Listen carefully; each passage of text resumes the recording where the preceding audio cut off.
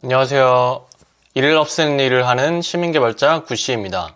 지난번 영상에서 스프레드시트 작업을 자동화하기 위해서는 앱스 스크립트라는 거를 잘 활용하면 좋다고 말씀드렸는데요. 오늘은 앱스 스크립트로 쉽게 데이터의 히스토리 로그를 남기는 방법에 대해서 살펴보려고 합니다. 히스토리 로그라는 게 뭐냐면 어떤 특정 시스템이나 어플리케이션, 데이터베이스, 웹사이트 등에서 발생하는 이런 활동이나 이벤트의 기록을 의미하는데요. 우리가 시트를 활용하시다 보면은 예를 들어서 월 단위로 업데이트되는 정보를 가지고 있는데 이거를 월 단위로 계속 정보가 덮어 씌워지다 보니까 히스토리를 남겨서 분석에 활용하고 싶으실 수가 있잖아요. 이럴 때 앱스 스크립트를 활용해서 월별로 데이터를 쉽게 쌓을 수 있는 방법에 대해서 살펴보도록 할게요. 주기적으로 데이터가 변하는데 그 변동사항을 다른 시트에 남겨놓고 싶을 때 사용하시면 유용하니까 참고하시면 좋을 것 같습니다. 상품 단가 데이터가 있다고 가정을 해볼 건데요. 이전에 저희가 시트 예제에서 살펴왔던 상품 시트입니다. 그리고 이런 단가가 월별로 계속 변화할 수 있다고 이렇게 생각을 해볼게요. 그러면 이 변화된 단가들을 이 프라이스 히스토리라는 탭에 똑같은 제품 카테고리 가격에 대한 내용을 단가 일자와 같이 기록을 남겨두고 싶은 거예요. 단가 일자라는 컬럼을 추가해준 이유는 월별로 쌓였을 때 월별로 이 상품의 단가가 어떤 월의 단가인지를 알 수 있어야겠죠. 그래서 단가 일자라는 컬럼을 추가해줬고요. 나머지 정보는 여기서 그대로 가져와서 붙여 넣어주는 식으로 구현을 해보려고 합니다.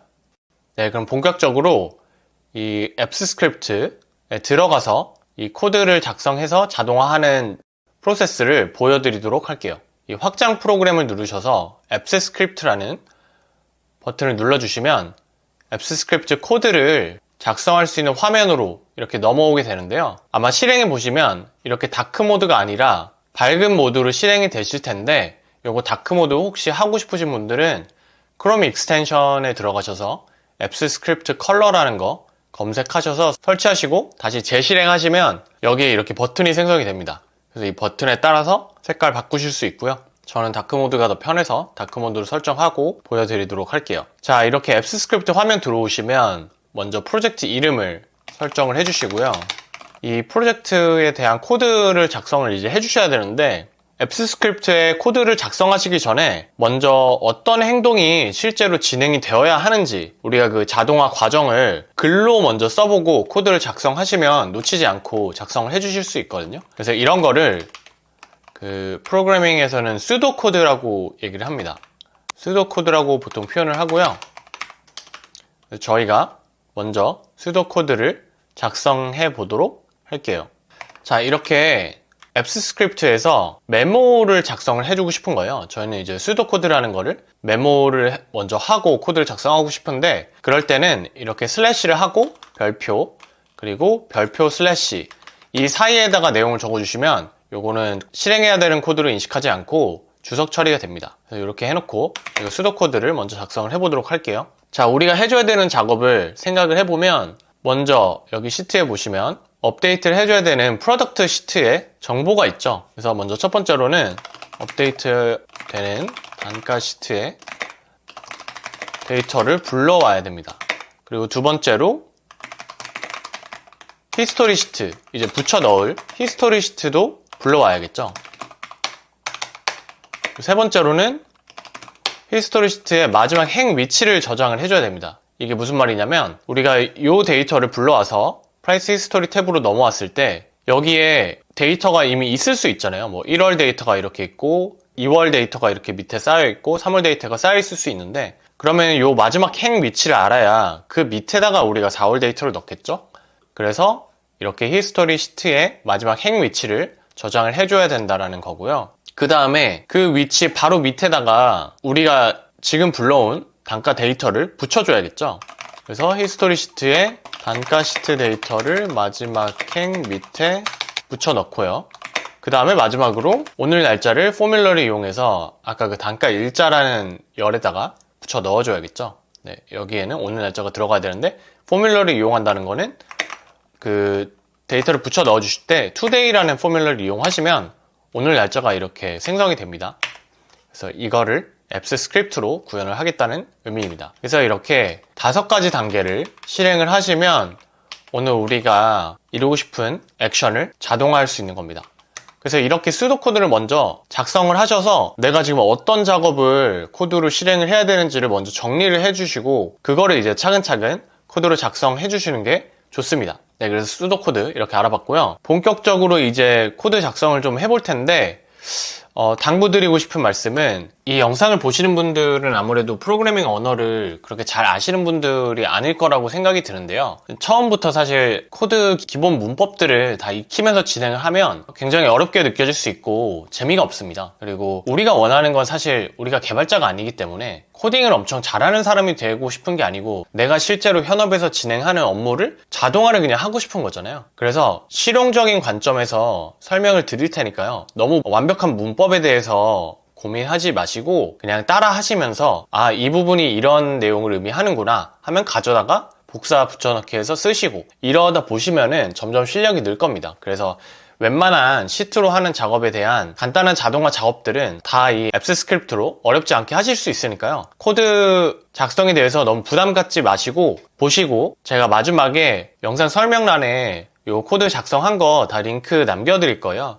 그래서 그 링크 들어가시면 이 코드 참고하셔서 직접 복사 붙여넣기 해서 활용도 해보시고 변형도 조금 해보시고 하시면 좋을 것 같습니다. 네, 그럼 본격적으로 들어가 보도록 할게요. 자, 이렇게 먼저 실행을 하시면 function, my function 해가지고 중괄호가 이렇게 열려 있고 중괄호가 닫혀 있죠. 그리고 이 function이라는 게 함수입니다. 그래서 우리가 어떤 액션을 실행해주고 싶을 때 이런 function이라는 걸 생성을 해주고 그거를 나중에 이 위에 실행 버튼으로 선택해서 실행을 할 수 있게 됩니다. 그래서 새로운 액션을 만들 때 이렇게 function이라는 걸 먼저 입력하고 그 다음에 여기에 이게 이제 펑션의 이름이 되는 거예요. 그래서 보통 이렇게 소문자 영어 그 다음에 다른 이제 단어를 같이 이어줄 때 대문자를 한번 해주고 이렇게 이어서 쓰게 됩니다. 이런 거를 이제 카멜 케이스라고 부르는데 이름은 아실 필요 없고요. 이런 식으로 보통 작성을 해준다. 그리고 펑션은 보통 이렇게 괄호 2개를 열고 닫고를 해줍니다. 여기에 이제 변수가 들어갈 수도 있거든요. 만약에 펑션이 특정 값을 받아가지고 실행을 해줘야 되는 거면은 여기에 어떤 내용이 또 들어갈 수 있는데 우리가 지금 만드는 거는 그런 작업을 하지 않을 거기 때문에 그냥 이렇게 열어주시면 되는 거고요. 지난번에 앱스 스크립트에서 설명드렸었는데 그 먼저 메뉴 옵션을 생성하고 메뉴를 시트를 열 때마다 실행해주는 펑션을 먼저 만들고 시작을 할 거예요. 그거 간단하니까 먼저 보여드릴게요. 그래서 이렇게 주석을 달 때는 여러 줄을 넣을 때는 이렇게 별표랑 슬래시를 활용하는데 그냥 한 줄의 주석을 만들고 싶을 때는 슬래시 2번을 해주시면 됩니다. 그리고 여기에 메뉴 옵션 생성하는 함수를 만들고요.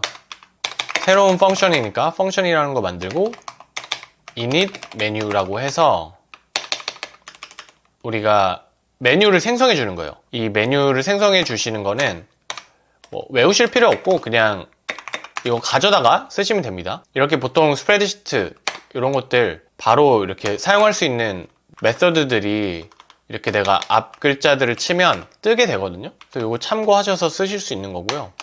항상 이 앱 스크립트에서 라인 바이 라인으로 작성을 해주실 때는 이렇게 끝에 이 세미콜론을 입력을 해주셔야 됩니다. 이거 빠뜨리면 안 된다는 거 참고해 주시고 지금 우리가 한 건 뭐냐면 UI라는 베리어블 변수라는 걸 만들었어요. 근데 거기에는 뭐가 담길 거냐면 스프레드시트 앱이라는 곳에서 get UI라고 해서 우리가 UI를 생성할 수 있는 어떤 기능을 불러온다 이렇게 생각해 주시면 됩니다. 그리고 메뉴라는 것도 생성을 해줄 거예요. 메뉴는 UI 우리가 가져온 UI 상에서 메뉴를 생성할 수가 있거든요. 그래서 여기에 이제 보시면 create 메뉴라는 게 있습니다. create 메뉴를 하시고 뭐 예를 들면 매크로라고 만들어 볼까요? 매크로라는 걸 만들었고요. 그 다음에 이 메뉴를 우리가 방금 위에 생성한 메뉴를 add 아이템이라고 해가지고 단가 복사하기 copy price data 이렇게 생성을 해줄 건데요. 자, 이거 설명을 드리면 우리가 메뉴라는 변수를 만들어서 매크로라고 메뉴가 생성되게 지정을 해줬고 이 메뉴라는 거를 아이템에 추가를 해준 겁니다. 근데 추가를 해줄 때 이제 여기 메뉴 크리에이트 메뉴의 매크로는 뭘 말하는 거냐면 시트에서 여기 확장 프로그램 같은 거 있죠. 여기 메뉴의 이름을 말하는 거고요. 이 밑에 아이템은 그 확장 프로그램이라는 거 밑에 앱스 스크립트 부가 기능 같이 하위 레벨의 버튼 이름을 말하는 거거든요. 그래서 우리가 단가 복사하기라는 버튼을 만들 거고, 그 단가 복사하기라는 버튼을 눌렀을 때는 이 copy price data라는 걸 실행을 해줘라 라고 지정을 해준 겁니다. 그리고 우리는 메인 펑션을 copy price data라고 지정을 해줄 겁니다. 그래서 이렇게 사용한다는 거고요. 그 다음에 이 메뉴를 add UI, add to UI라는 걸 해가지고 이렇게 아이템을 생성해줬고, 이거를 UI에 추가를 해줬다. 그래서 이 시트에 뜰 수 있도록 UI를 추가를 해줬다라는 거고요. 그러면 이렇게만 작성을 해놓으면 이제 메뉴 옵션을 생성하는 함수는 작성이 완료가 된 거예요. 정리를 해보면 UI라는 기능을 활용할 수 있게 요거를 불러오는 변수를 생성을 해줬고, 거기서 메뉴라는 걸 만들었고요. 메뉴 아래 하위 메뉴를 만들었고, 그 하위 메뉴까지 포함된 거를 UI에 추가를 해줬다. 근데 이거 추가를 해주면 이제 메뉴가 떠야 되는데, 사실 여기까지만 작성하면 실제로는 시트에 메뉴가 안 뜹니다. 안 뜨는 이유는 요거를 실행을 해줘야 메뉴가 뜨는 거거든요. 근데 우리가 매번 메뉴를 위한 실행을 또 해주는 건 번거롭잖아요. 메뉴는 사실 시트를 들어가면 항상 실행되면 좋겠죠. 그래서 시트를 열 때 항상 실행해야 하는 함수를 별도로 만들어 줄 겁니다. 그래서 여기에는 onOpen이라는 펑션을 만드시면 돼요. 그래서 여기에다가 우리가 아까 위에 생성한 init 메뉴라는 걸 이렇게 넣어주시고 저장을 해주시면, 이렇게 펑션 onOpen 안에 있는 함수들은 다 시트를 열 때 자동으로 실행이 되는 겁니다. 그래서 이렇게 두 가지 펑션을 만드시면 이제 자동으로 시트에 매크로라는 메뉴가 생성이 될 거예요. 지금 생성이 안 되죠? 새로 고침 한번 하시면 네, 이렇게 매크로라는 게 생겼죠, 메뉴가.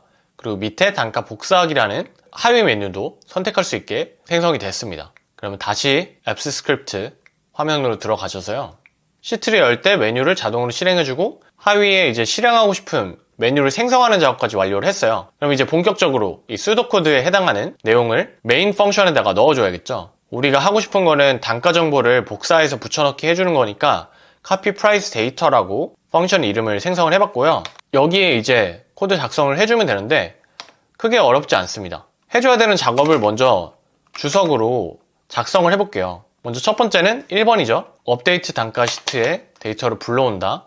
그리고 2번이 히스토리 시트를 불러온다. 3번이 히스토리 시트의 마지막 행 위치를 불러오고, 4번이 히스토리 시트의 단가 시트를 마지막 행 밑에 붙여넣고, 그 다음에 5번이 날짜 포뮬러를 가지고 단가 일자 정보 붙여넣기. 네, 이렇게 수도 코드를 메인 펑션에 넣어주시고요. 그 다음에 이제 하나하나 작성을 해보도록 하겠습니다. 자, 먼저 단가 시트의 데이터를 불러와야겠죠. 단가 시트의 데이터는 variable이라는 var을 통해서 variable price라는 걸 만들어 줄 거예요. 그리고 이게 단가 시트 정보가 될 거거든요. 그러면 시트를 불러올 때는 스프레드시트 앱을 선택을 해주시면 되고요. 점을 하시면 그 밑에 하위 레벨의 어떤 메서드를 선택해서 우리가 활용하실 수가 있거든요. 여기 GET를 눌러보시면 get active라는 게 있죠. get active spreadsheet. 이렇게 선택을 해주시면 이게 무슨 의미냐면, 스프레드시트 앱에서 지금 현재 우리가 실행하고 있는 이 프로덕트 시트 있잖아요. 그 시트를 불러오라는 겁니다. 그럼 그 시트를 가져오게 되는 거고요. 이 시트 안에서도 또 그 밑에 하위 레벨 시트가 있죠. 그러니까 이 프로덕트라는 파일이 있는데 여기 밑에 또 price, 요거를 우리가 지금 가져와야 되는 거잖아요. 그래서 이 price라는 걸 또 가져오기 위해서는 get active spreadsheet에서 get sheet를 해야 됩니다. 그래서 sheet by name으로 하는 게 편하기 때문에 name으로 하고요. 우리 시트 이름은 price였죠. 네, 이렇게 하고 세미콜론 해주시면 네, 우리가 price 시트 정보를 이 variable price에 담아서 가져온 겁니다. 그리고 또 해주셔야 되는 게 이 시트에서 우리가 가져와야 될 정보의 그 range를 지정을 해줘야겠죠. 그래서 range는 마지막 행과 마지막 컬럼을 가져올 건데요. 이제 새로운 정보를 넣는다는 의미에서 new라고 하고 last row의 약자로 이렇게 LR로 지정을 해주겠습니다. 그리고 이제 마지막 row를 가져오는 방법은 또 이 price라는 variable이 지금 우리가 지정한 이 price 시트의 정보죠. 그래서 price 하시고 점 하시면 여러 가지 옵션이 뜨는데 그 중에서 get last row라고 하시면 이게 그냥 마지막 행을 가져오는 거예요. 마지막 행의 정확히는 숫자죠. 마지막 행의 숫자를 가져오는 겁니다. 그리고 동일하게 get last column 해주시면 마지막 열의 숫자를 가져옵니다. 그래서 이렇게 두 개의 베리어블을 추가로 만들었습니다. 이걸 만들어야 이제 나중에 붙여넣기 할 때 이 마지막 행까지의 정보를 가져와서 넣을 수 있겠죠. 자, 그러면 단가 시트 데이터 이렇게 세 가지 줄만 입력을 해주시면 끝난 거거든요.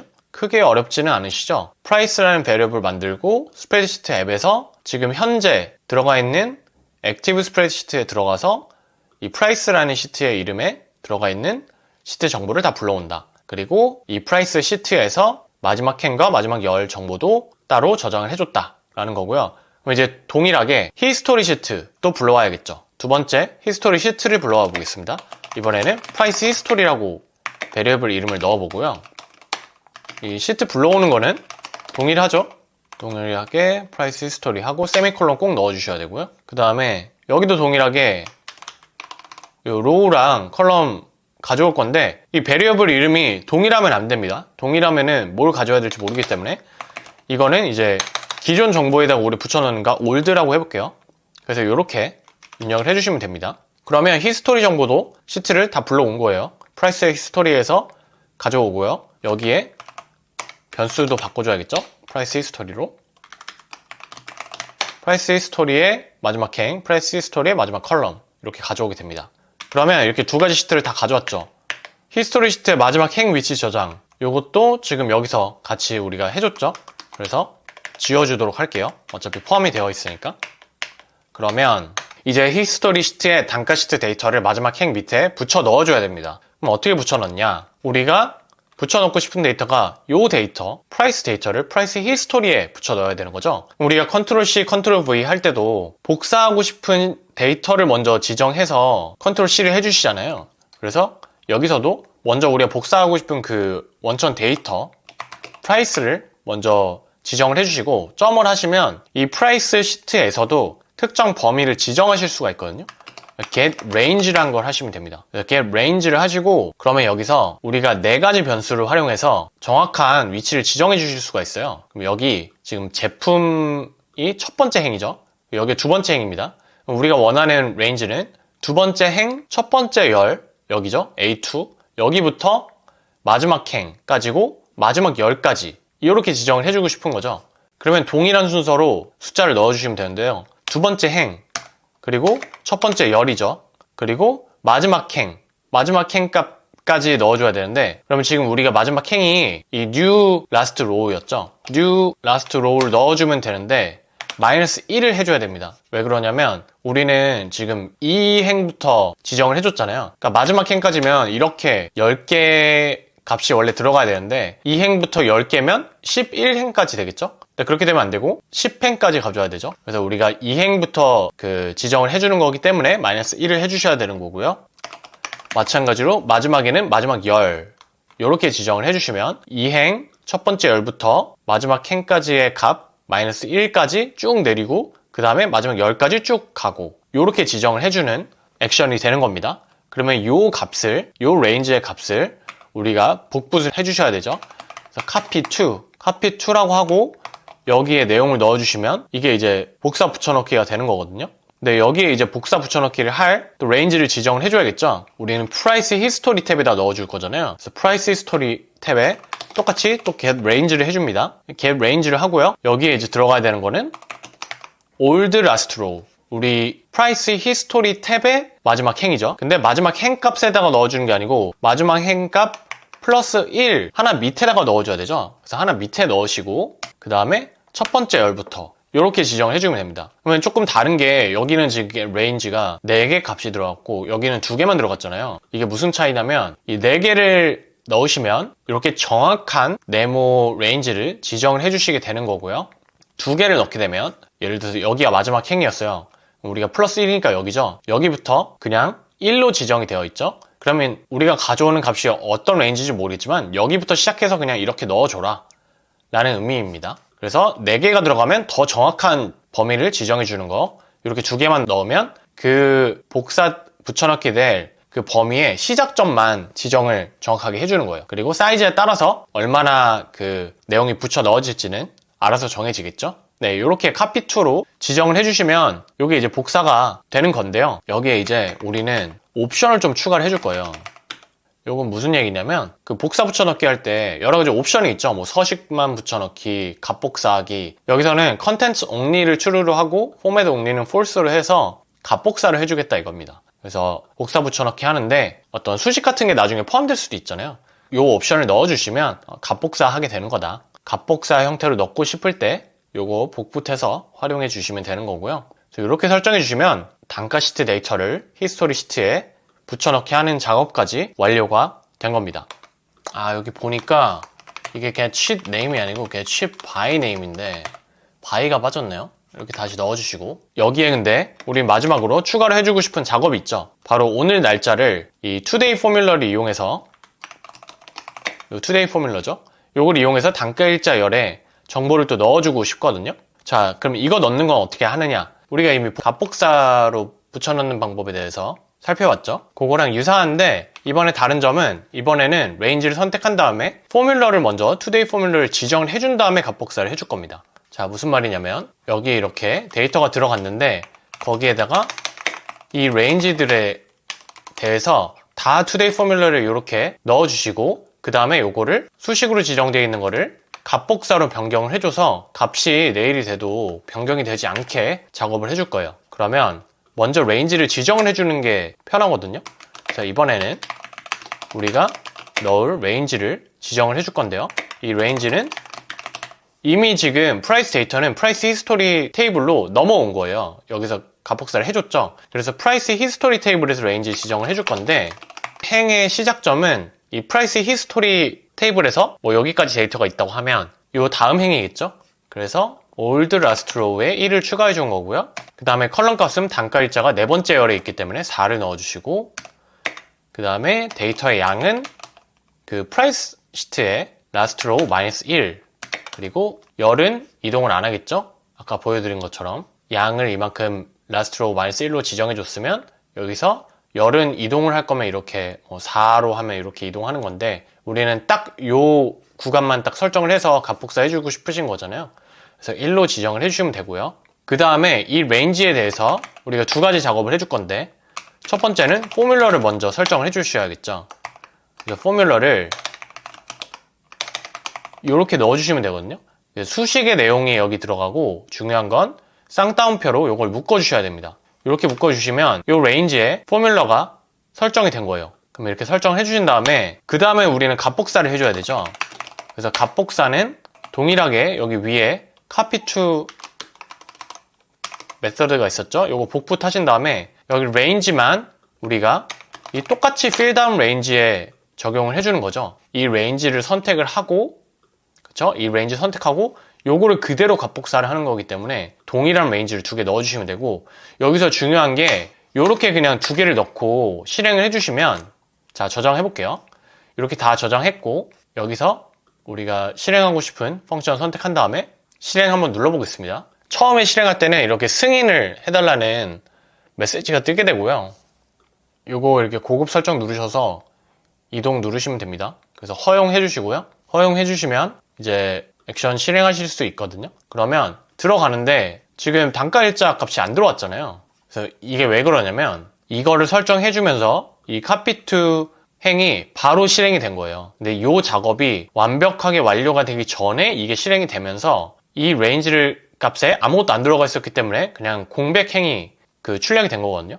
그래서 이렇게 이슈가 생길 때는 스프레드시트 앱에 flush라는 요 라인을 추가를 해주시면 요게 앞에 행의 값의 어떤 변화가 모두 실행이 된 다음에 요게 실행될 수 있도록 지정을 해주시는 겁니다. 그래서 이렇게 넣어주시면 이제 포뮬러를 먼저 설정한 다음에 값복사를 해주게 됩니다. 그래서 이렇게 저장하셨으면 시트에 넘어오셔서 이번엔 이 메뉴에서 실행을 해볼게요. 새로 고침하시고 단가 복사하기 넣으시면 네, 이렇게 값복사까지 된 형태로 단가 시트의 값이 프라이스 히스토리로 잘 넘어오는 것을 확인하실 수 있습니다. 여기서 뭐 다음 달이 됐을 때는 또 이걸 실행할 수 있겠죠. 그러면 또 이렇게 밑에 행으로 잘 들어가는 거를 보실 수 있죠. 여기에 네, 이제 지금은 다 동일한 값으로 들어가 있어서 그런데 값이 추가됐다고 해볼게요. 이런 값들이 추가가 됐어요. 이 값이 하나 추가됐고요. 여기도 헤드 값이 20만원 올랐다고 해보겠습니다. 네, 이렇게 추가해 주시고 넣으시면 네, 이렇게 변경된 값으로 잘 들어와 있는 걸 확인하실 수 있죠.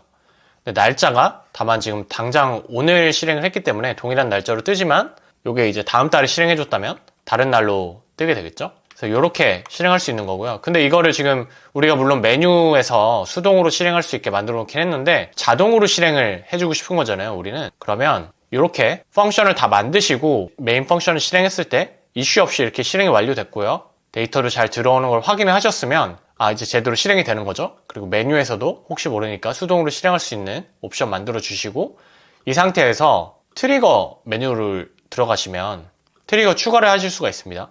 그래서 여기서 우리가 실행하고 싶은 함수가 copy price 데이터죠. 이걸 누르시고 배포는 그냥 헤드로 놓으시면 되고요. 이벤트 소스에서 지금은 월 단위로 실행해주고 싶은 거니까 시간 기반을 누르시면 됩니다. 시간 기반 누르시고 월 단위 누르시고 날짜를 지정을 해주시면 됩니다. 뭐 예를 들어서 5일마다 업데이트 해줬으면 좋겠다.